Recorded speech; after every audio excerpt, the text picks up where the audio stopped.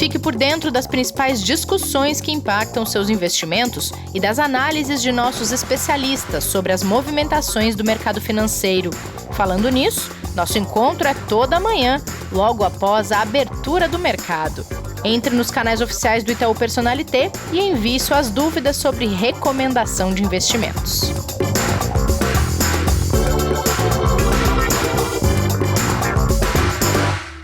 Investidor em Foco desta terça-feira já está no ar. Bem-vindas e bem-vindos ao episódio deste dia 25 de maio de 2021, nosso dia feliz da semana, porque a gente tem aula com o professor Martim, não é mesmo, Kleber? Tudo bem? Tudo bom, Rê? Bom dia aos nossos ouvintes, às nossas ouvintes. Boa tarde, boa noite para quem ouvir depois.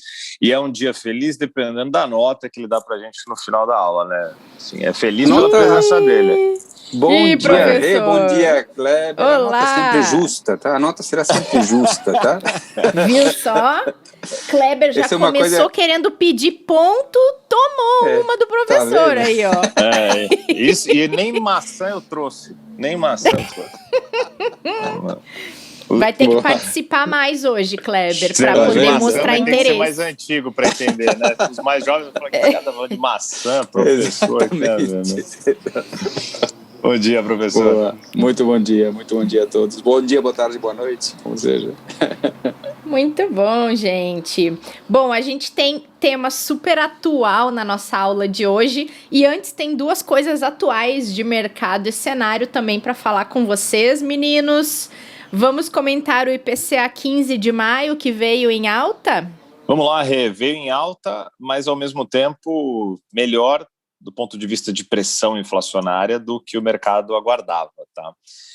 A gente teve ali uma preocupação muito grande nos últimos meses, né, que continuam ainda, mas se reforçando muito pelo risco, né, que praticamente é certo da inflação, né, romper o teto do governo, né, de 5,25% para 2021, isso provavelmente vai acontecer, né, já é meio que absorvido isso pelo mercado, e o IPCA 15 veio confirmar duas coisas. Primeiro isso, né, e segundo também a direção de política monetária, né, mais hawkish, mais agressiva ali para trazer os juros para o nível neutro do Banco Central, com as decisões do Copom que a gente vai acompanhar aí as próximas, provavelmente puxando a Selic para segurar um pouco mais, para tentar controlar um pouco mais essa inflação.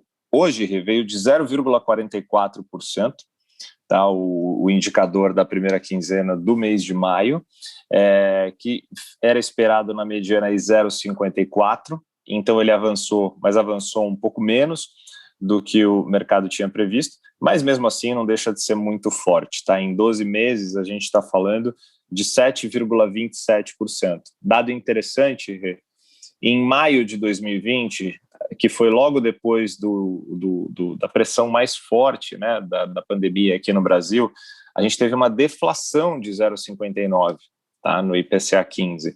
De lá para cá, só tivemos altas, com uma pressão muito forte no final do ano, até o mês de março, e aí a gente vê vamos dizer assim, um pouco de um alívio, tá? A gente teve em março 0,93, em abril 0,60 e agora em maio 0,44.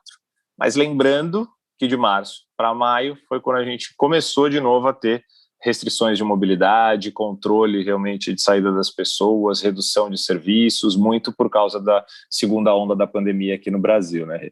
Então, é uma pressão muito forte, sim, porque comparado com o ano passado, os 12 meses de maio de 2020 do IPCA era de 1,96%, né, ao ano, sustentava aquela Selic mais baixa que o Banco Central levou, né? E agora a gente sai de 1,96 para 7,97 em 12 meses. É uma alta muito forte, muito relevante e pode ser maior ainda com reajustes que a gente vai ter agora, já teve recentemente, né, da energia elétrica, que tem um peso muito grande, que no IPCA 15 já foi a que teve a maior pressão, com 2,31%, e os demais setores que vão sentir também devido à retomada da atividade. Então, é um dado que não é ruim, né, do ponto de vista de retomada da atividade, mostra uma pressão um pouco menor da inflação, mas acende um sinal de alerta, sim, até para as projeções que a gente vai ter aí de aumento de juros e da própria inflação para os próximos meses. É verdade. Bom, ainda em cenário local, Cleber, muita atenção, claro, para essa questão inflacionária, mas tem um outro ponto de atenção que interessa a todo mundo, porque fala de imposto. E teve um acordo no Congresso sobre a proposta de reforma tributária e, a partir de agora, o Senado vai analisar esse texto de proposta de reforma. Então, uma expectativa gigante do mercado em torno disso também, né, Kleber? Dividindo aí atenções com a questão inflacionária, questão fiscal, CPI da Covid, agora tem mais essa análise de texto de reforma tributária. Que pode ser o contraponto positivo das situações um pouco mais difíceis que a gente tem acompanhado, né? Porque a reforma tributária e todas essas análises estão dentro da agenda econômica, que é a agenda reformista, né, como a gente diz, que pode ajudar muito para não só a recuperação de curto prazo da economia, mas sim para sustentar realmente uma estrutura melhor, e aí quando se fala de tributos e de impostos, principalmente para o desenvolvimento do país, né?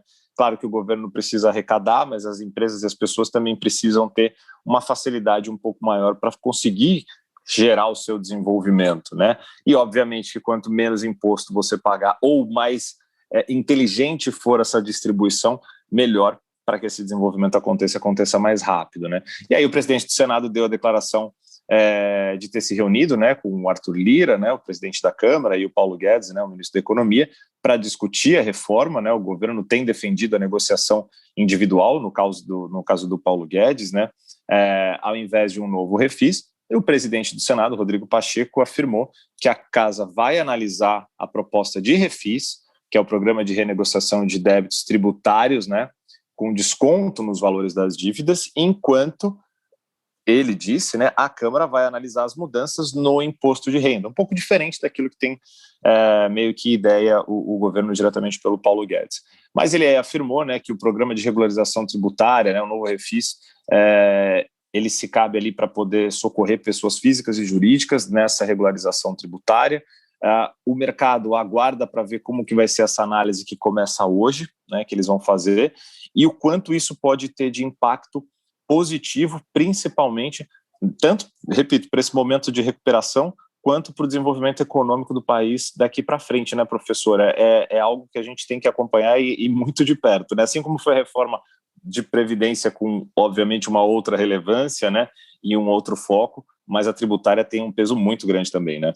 Ela é muito importante, Kleber, como você comentou, tanto pelos impactos que ela tem na relação dívida-PIB, no endividamento, mas também sobre a produtividade das empresas, né? Então, um sistema que arrecade bem, mas que seja mais simples, né, que seja mais justo de alguma forma, é extremamente importante para o crescimento econômico de longo prazo. Muito Boa, bom, professor. gente. E mercados Boa, tranquilos, meninos. Hoje, pelo mais menos, tranquilos. Última semana de maio, como falamos na última aula, né?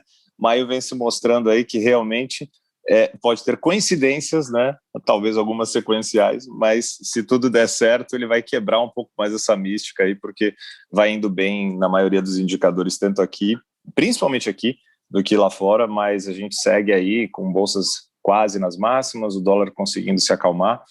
E vamos acompanhar aí o restante, que tem muitos dias até o final do mês, né? 4, 5 dias podem mudar muita coisa ainda. É verdade. A minha mãe, ela sempre fala um ditado que eu não posso repetir aqui, mas a gente não pode contar com as coisas antes delas acontecerem.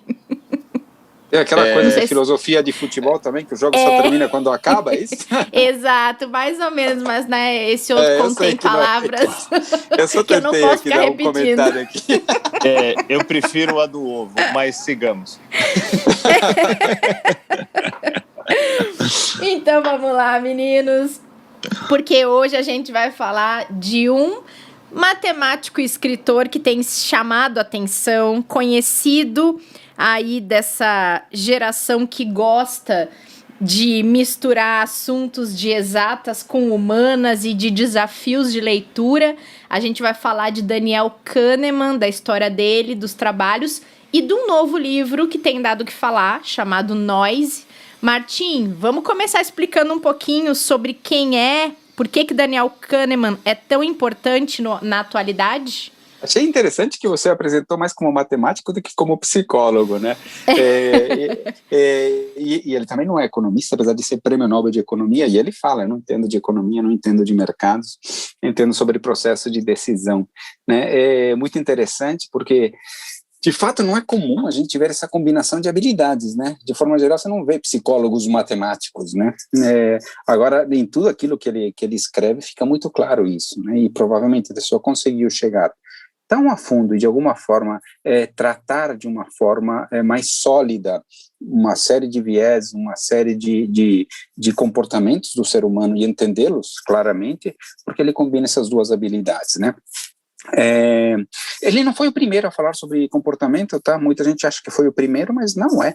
E a gente já tem coisas escritas sobre behavior desde Adam Smith, né? A gente lembra muito de Adam Smith com a riqueza das nações, né? O surgimento do liberalismo econômico, né? Adam Smith, de fato, era economista da Universidade de Glasgow, mas ele era professor de ética também. E ele tem um livro muito interessante, que é a Teoria dos Sentimentos Morais, que ele aborda questões muito claras sobre behavior, behavioral finance, finanças comportamentais, economia comportamental, embora nem existisse esse nome.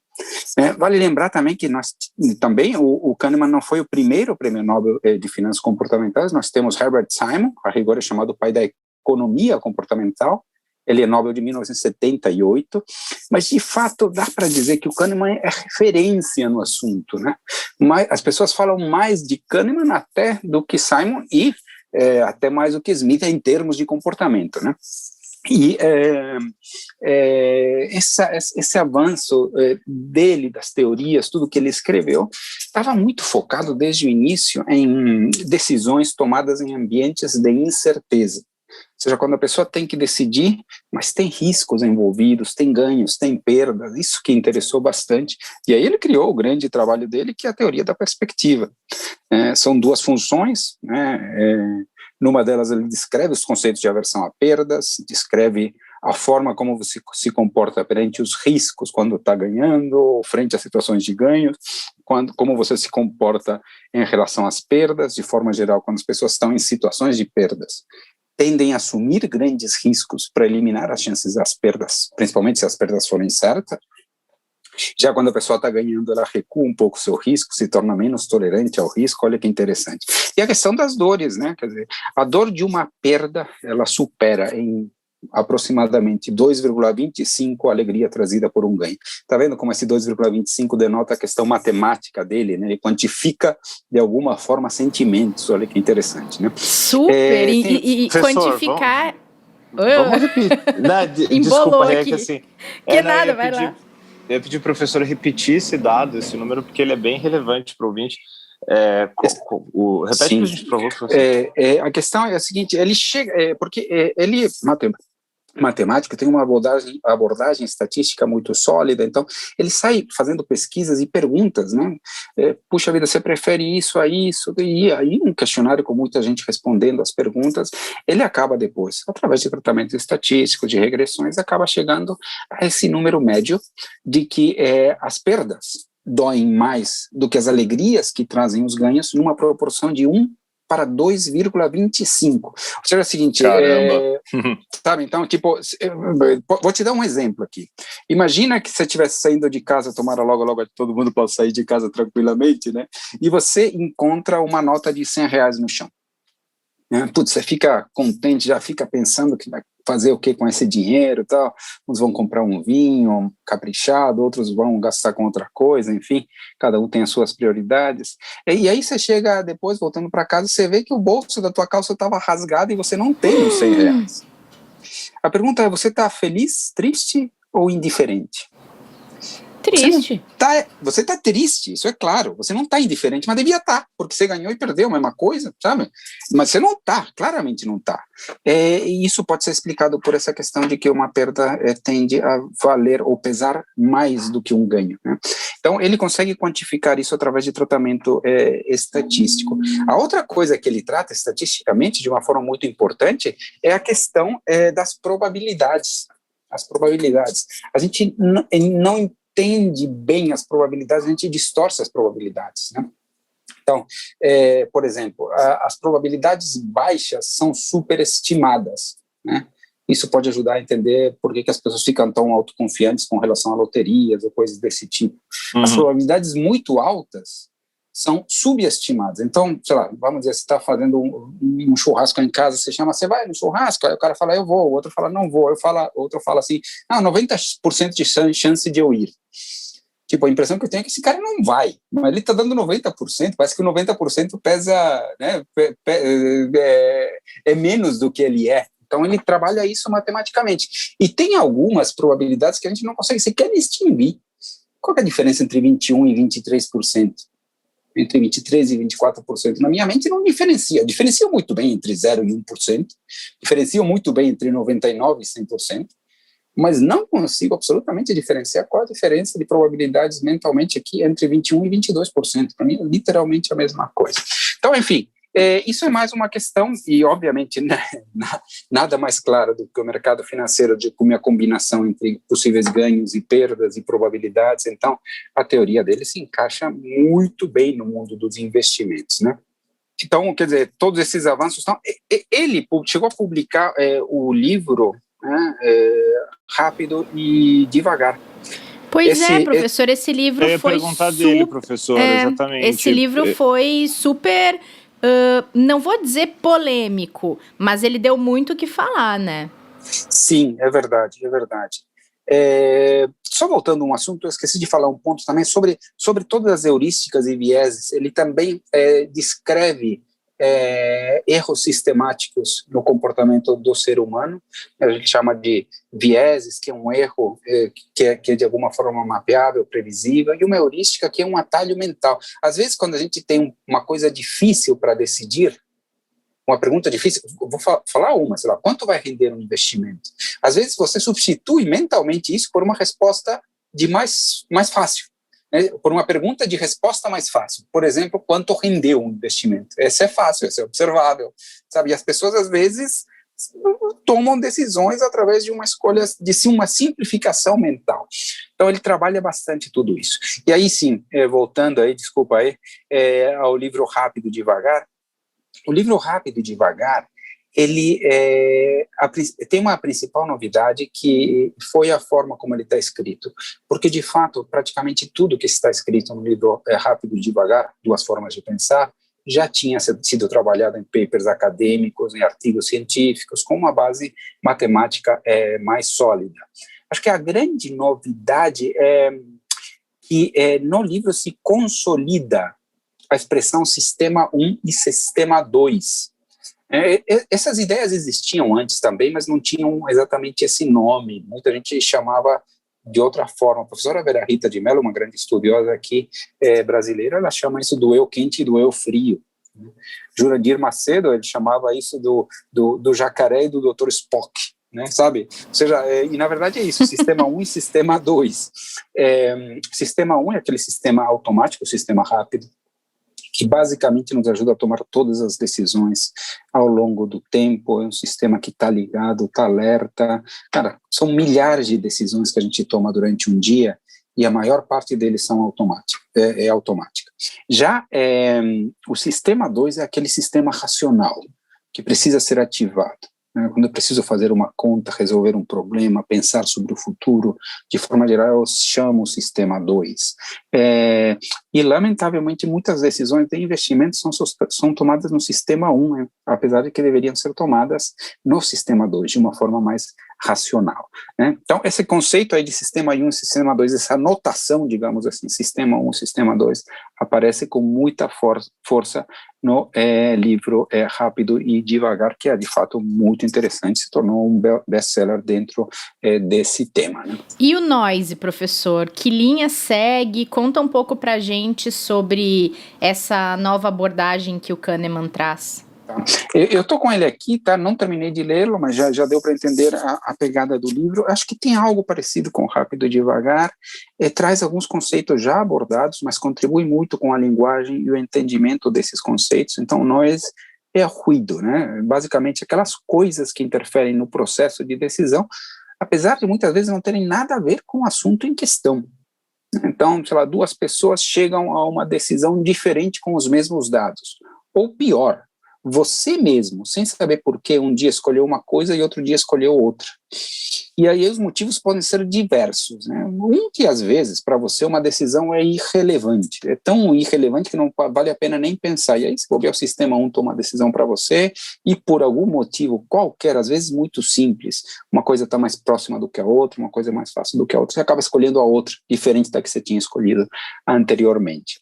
Agora, às vezes as decisões podem ser muito relevantes e podem sofrer interferências diversas.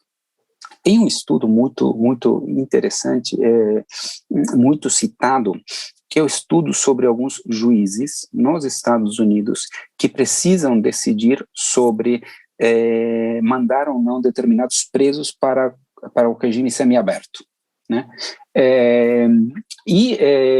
Eles estudam como são as decisões e estudaram, inclusive, se o horário no qual é tomada a decisão interfere na decisão. E se constatou de que nos horários mais perto do almoço, o juiz tende a ser menos complacente, conceder menos a condicional. Olha só que interessante. E você sabe por quê? Basicamente por questão química do corpo, questão de glicemia. Né? A taxa glicêmica no sangue está mais baixa, que a pessoa está com menos humor e de alguma forma toma uma decisão que é extremamente relevante, né, para a vida do preso, mas também para a sociedade, porque tem riscos envolvidos para a sociedade, e às vezes ele simplesmente, por questões ligadas a isso, ele acaba tendo estatisticamente uma diferença estatística relevante entre as concessões de condicional, dependendo do horário. De manhã cedo ele concede mais condicionais do que perto da hora do almoço. Não dá para tomar decisões importantes com fome, então, professor? Pois é, essa é uma tática que eu aprendi. Um dia que você for pedir um aumento, você leva um bombom para um chefe, para ele já alterar a taxa glicêmica. Essa é uma estratégia. Mas e aí na pandemia que a gente trabalha de casa, faz como? Manda um iFood para casa dele? Aliás, essa aí é uma ideia, inclusive, para maçã do Kleber. Mandaram um iFood de maçã aqui para o professor. Né? Curar uma feirinha aí por perto, professor. Fica a dica, Kleber. Usando essa tática, eu vou comprar uma caixa já logo. E tenho mais 2 exemplos aqui sobre coisas que interferem no processo de decisão que são totalmente alheias, tá? Tem uma coisa chamada priming, né, que basicamente poderíamos chamar de uma impressão rápida, automática, feita no cérebro e subliminar. A pessoa não percebe que está sofrendo interferência de determinada coisa. E tem um caso muito típico, também muito narrado, que é o caso do café numa empresa. Então, numa empresa, a empresa não fornecia café para os colegas, para os funcionários, digamos assim, mas os colegas se organizaram, juntaram dinheiro, compraram uma garrafa térmica e preparavam o café todo dia, e aí quem queria passava por ali, tomava seu café e voluntariamente também, sem um valor definido, sem uma frequência definida, colocava algum valor para comprar o próximo café, né, e essas coisas. E a contribuição era totalmente voluntária. O experimento foi colocar algumas imagens perto da garrafa térmica, para ver se isso interferia no processo de decisão. E foram colocadas imagens variadas, desde flores, né, até olhares. E os olhares também variavam, desde alguns olhares de alegria até alguns olhares inquisidores. Né? E o que se constatou é que a taxa de doação, os valores que foram colocados para comprar o novo café, variavam de forma significativa quando você colocava olhares e principalmente quando os olhares eram inquisidores. Né? Então, uma foto de um cara te olhando, meio que te vigiando, interferia nessa questão. E, obviamente, você pergunta para a pessoa, não tinha relação, a pessoa não dizia, não é por causa da foto que eu dei dinheiro, porque ela não sabe mesmo, é subliminar, é priming. Né? Ela se sentia intimidada. Se sentia de alguma forma, por uma foto que obviamente não tem vida, não tem nada, mas é um fato também de uma coisa externa, né? As lógicas ligadas a priming são coisas subliminares que se interferem em processo de decisão.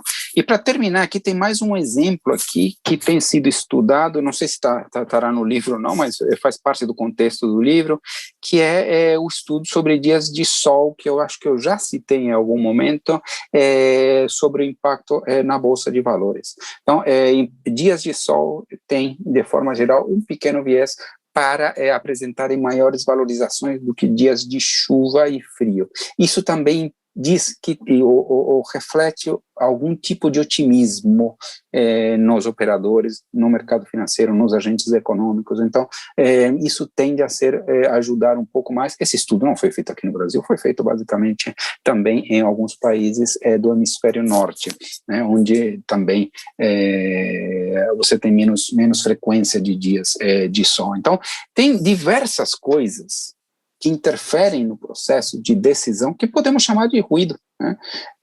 Esse noise, e que podem ser extremamente relevantes e que a gente precisa se cuidar.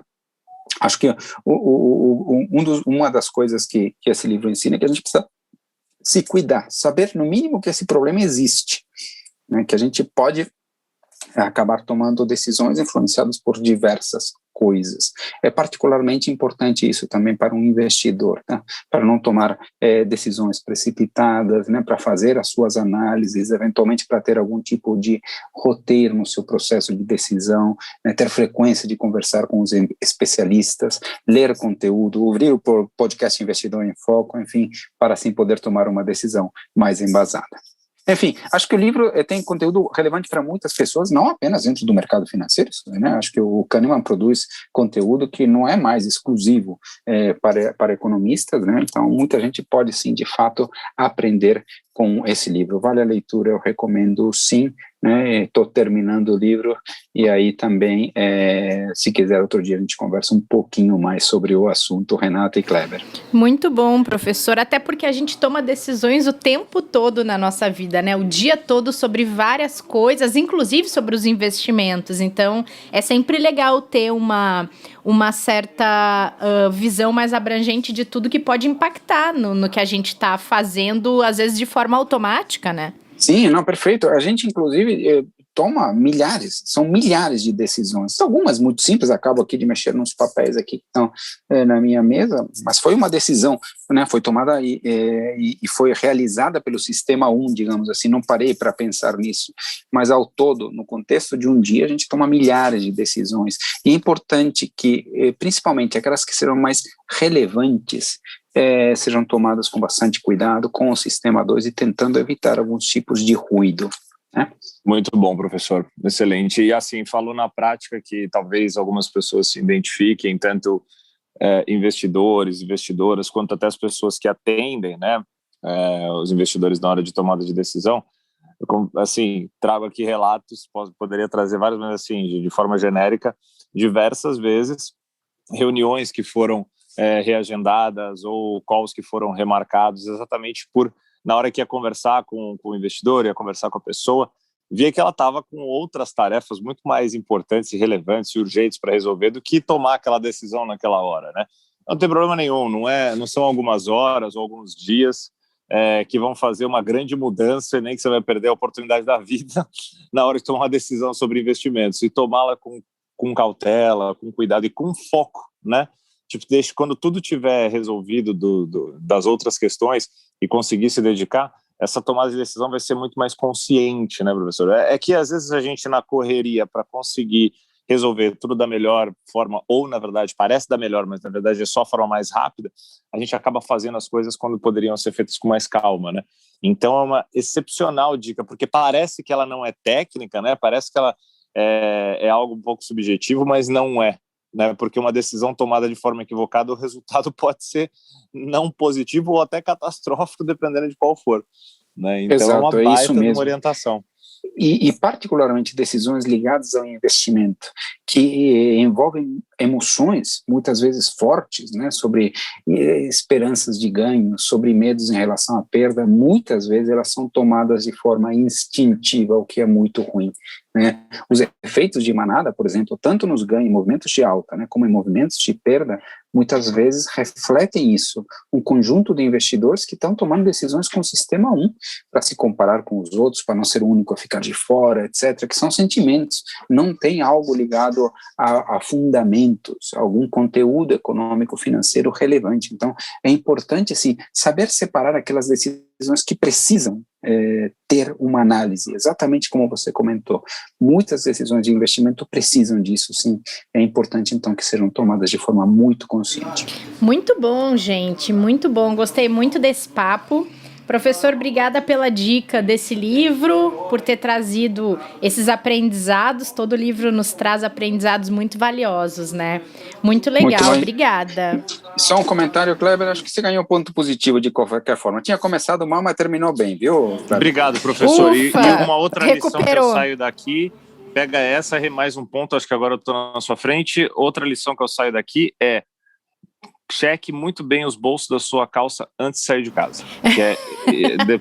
Eu guardei isso comigo, vou ter muito mais atenção daqui em diante. Muito bem. É importante também. Muito bom, gente. Até a próxima aula. Até. Obrigado, Rê. Obrigado, professor. Até amanhã. Até, Kleber. Até o próximo episódio. Gente, obrigada pela companhia. No próximo episódio tem estreia da Ana Leone aqui no podcast. Não percam, viu? É nessa quarta-feira, dia 26 de maio. E até lá não se esqueçam de se inscreverem nos nossos canais, na sua plataforma de podcast favorita, combinado? A gente se encontra no próximo. Até lá! Fique por dentro das principais discussões que impactam seus investimentos e das análises de nossos especialistas sobre as movimentações do mercado financeiro. Falando nisso, nosso encontro é toda manhã, logo após a abertura do mercado. Entre nos canais oficiais do Itaú Personalité e envie suas dúvidas sobre recomendação de investimentos.